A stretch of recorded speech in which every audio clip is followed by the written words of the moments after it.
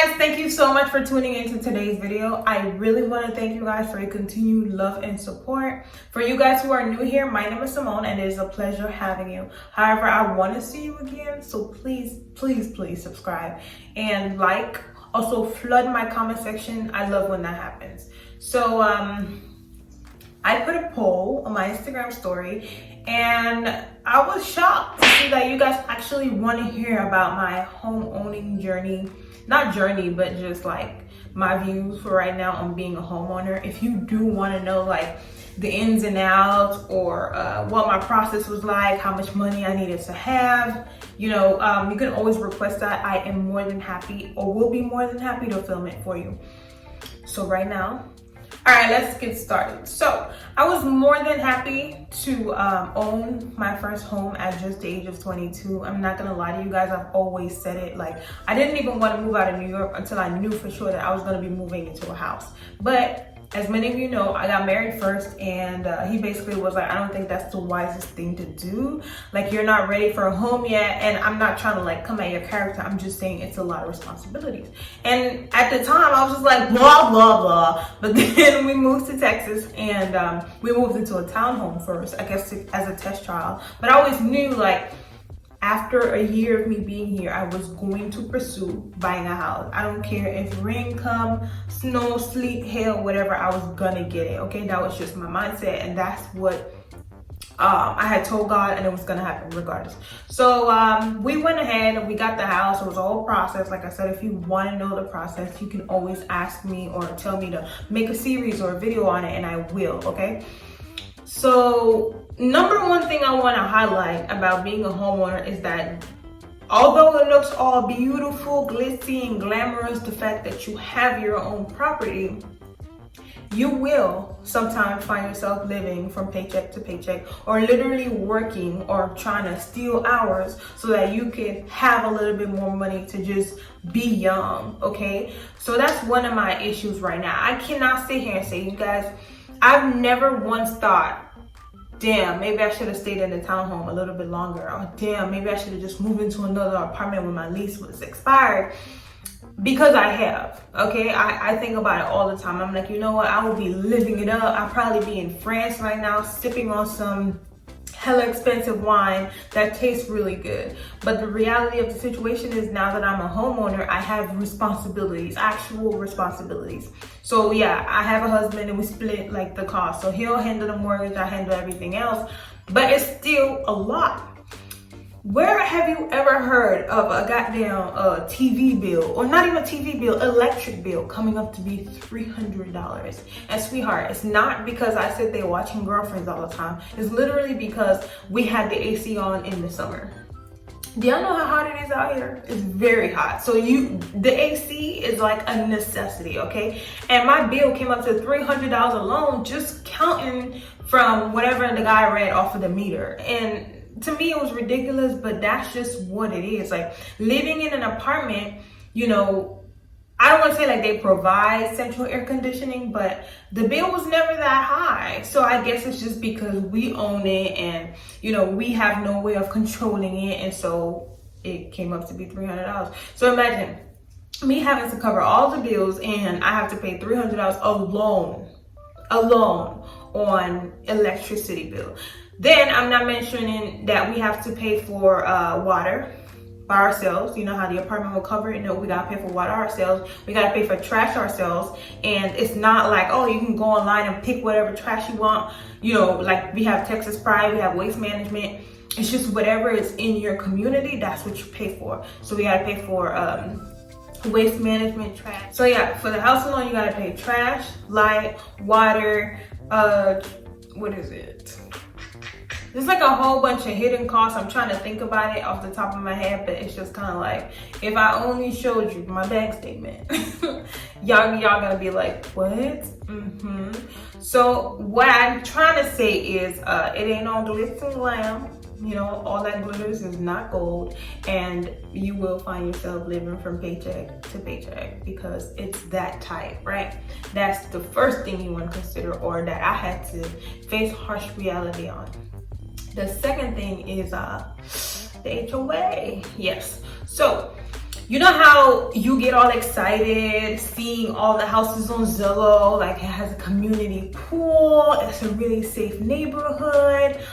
They have like recreational parks not too far away. They have like a great aesthetic for your dog, great amenities. You want to be careful with that, because the better the amenity, the more your HOA is gonna cost you. Right now, the other day I was vlogging, I think it was one of the days that I came from work, and I had gotten a bill from the HOA, and it's literally $9.99, not $9.99 as in $10. It's $1,000 for a year. It's not that bad, but it's just kind of like you own your property. Why do you have to pay more money on top of the money that you already paying to maintain? So here I am now, and I gotta sit there and stash away money just so that I can pay the HOA. That's number two. And first of all, no, I haven't even had any issues with HOA yet, because I haven't like decorated my outside. I haven't started customizing my backyard or my front yard. But from the stories that I've heard, like they are literally a homeowner's nightmare. Like I've heard of stories where you know, people will come visit and they'll park their cars on the street or whatever, and like the HOA will come be like, oh, move it, you can't have this kind of vehicle here, or you can't have that here. I've heard stories about HOA telling people to take down some of their decorations because it's not appropriate or whatever. But I understand the purpose of the HOA is to make sure that, you know, the community stays up to par so that the property value doesn't decrease, which is good. But it's just like, y'all can relax, you know, this is my property. So like I said, it goes back to, you know, when you get in high positions, it's not like, oh, you know, I'm there and I own it. There's always somebody somewhere waiting to tell you what to do. And I feel like that's the purpose that the HOA serve, okay? So that's that. The third thing I've noticed being a homeowner is that all the money that you think you saving is literally just for rainy days. Like if God forbid a leak happens, all that is your responsibility. God forbid the dog chewed up something that he wasn't supposed to, that's your responsibility. I go in that tub drunk off of wine and I fall too hard and the tub goes into the ground, that is my responsibility. And let me tell you, maintenance for a house is not cheap, okay? The other day we had some lady knock on our door and she's just like, oh, I'm here to do a free water test we do when everybody moves in. Cool. She comes in, she tests the water. The water has chlorine, you guys. My faucet water in the kitchen has chlorine, and apparently the whole of Houston does. But if you look up the side effects, not side effects, but the effects of chlorine in like your drinking water, like it has a lot of health risks, like anything internal, okay? It's bad for you. So she offered us this Maytag system where she tested that water and it came out to be positive, and that they were running through the whole house. Now, I don't care too much about water. I'm sorry, y'all. You guys are gonna learn a lot about me, but I don't care too much about water. My husband does. And so he went. I was like, yeah, sure, no problem. We'll get the installation. This is crazy. And he's all like acting fascinated. Y'all know how much that damn thing came up to? $8,000. Yes. So now that's another bill added for no reason, right? But it's just what you gotta do in order to live longer. Now, since I've only been a homeowner for like 3 months, I got my house in June, I really have not experienced a lot, and whatever I have experienced is not that bad, thank you Jesus. But thinking about it, like we have 4 bedrooms, y'all. I have to get down on my knees, scrub everywhere, vacuum everywhere, which is not bad. I'm not complaining. I'm just saying like it has to get done, you know? And then we have to think about, we have to keep the grass cut. Otherwise we're gonna hear from the HOA. We gotta cut our trees when it's getting too big. When it's getting to be too big, we gotta invest in a generator that costs more than $1,000. And it's a lot.